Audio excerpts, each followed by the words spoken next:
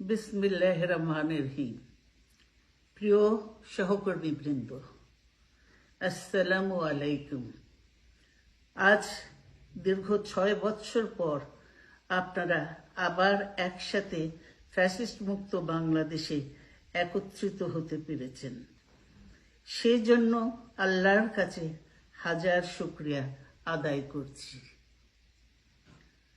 দীর্ঘ ফ্যাসিবাদী বিরোধী সংগ্রামে যারা শহীদ হয়েছেন এবং সম্প্রতি জুলাই আগস্টের ফ্যাসিবাদী শাসকদের নির্মম ভয়াবহ দমন নীতির কারণে গণহত্যায় যারা শহীদ হয়েছেন তাদের প্রতি আমি শ্রদ্ধা জানাচ্ছি। যারা আহত হয়েছেন তাদের প্রতি জানাচ্ছি আন্তরিক সমবেদনা। আমি চিকিৎসার কারণে যুক্তরাজ্যে অবস্থান করলেও আমি সব সময় আপনাদের পাশেই আছি।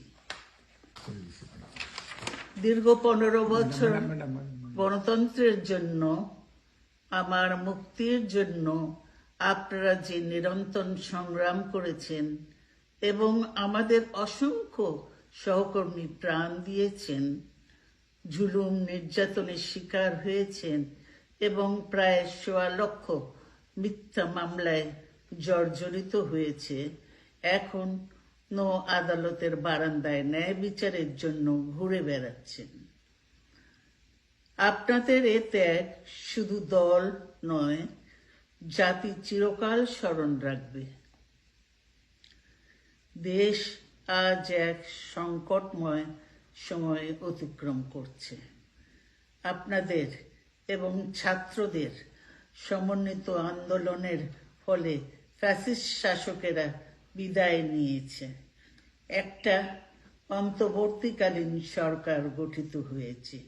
তাদের কাছে জনগণের প্রত্যাশা, রাষ্ট্র মেরামতের ন্যূনতম সংস্কার দ্রুত সম্পন্ন করে গণতান্ত্রিক ব্যবস্থায় ফিরে যাওয়ার জন্য সকলের কাছে গ্রহণযোগ্য একটি নির্বাচন অনুষ্ঠান সম্পন্ন করা।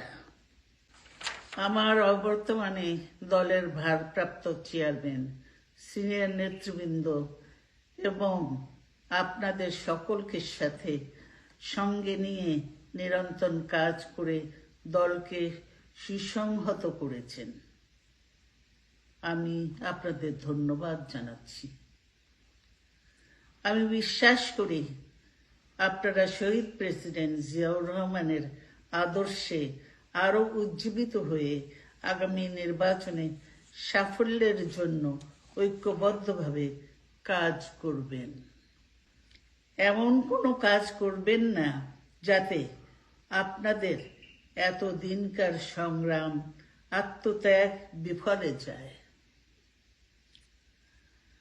আমাদের সব সময় শহীদ প্রেসিডেন্ট জিয়াউর রহমানের সেই উক্তি মনে রাখা দরকার, ব্যক্তির চেয়ে দল বড়, দলের চেয়ে দেশ। বাংলাদেশের সর্বস্তরের মানুষ, বিশেষ করে তরুণ সমাজ আজ এক ইতিবাচক গণতান্ত্রিক পরিবর্তনের জন্য উন্মুখ হয়ে আছে।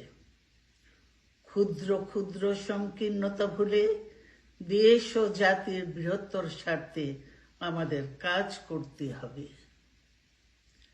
এখনো ফ্যাসিস্টদের দোসররা এবং বাংলাদেশের শত্রুরা গণ অভ্যুত্থানের মাধ্যমে প্রাপ্ত অর্জনকে নস্যাৎ করার জন্য গভীর চক্রান্তে লিপ্ত রয়েছে। ইস্পাত কঠিন ঐক্যের মাধ্যমে জনগণকে সঙ্গে নিয়ে এবং চক্রান্তকে ব্যর্থ করে দিতে হবে। গণতান্ত্রিক বাংলাদেশ বিনির্মাণের জন্য আমাদের সকলকে একযোগে কাজ করতে হবে।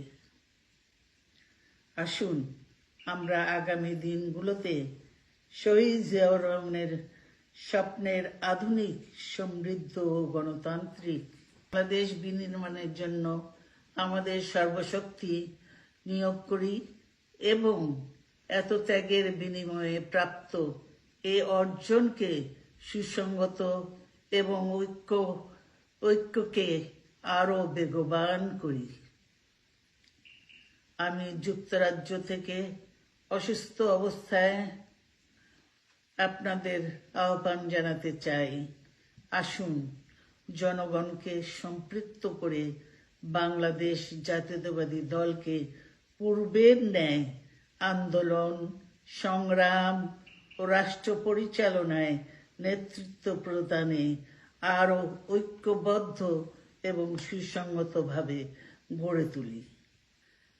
আপনাদের মাধ্যমে ছাত্র, যুবক সহ দেশবাসীর কাছে আহ্বান রাখতে চাই, আসুন প্রতিহিংসা, প্রতিশোধ নয়, পারস্পরিক ভালোবাসা ও ভ্রাতৃত্বের মাধ্যমে আমরা সকলে মিলে আমাদের প্রিয় মাতৃভূমিকে, বাংলাদেশকে সত্যিকার অর্থেই একটি বাসযোগ্য, উন্নত ও গণতান্ত্রিক রাষ্ট্রে পরিণত করি।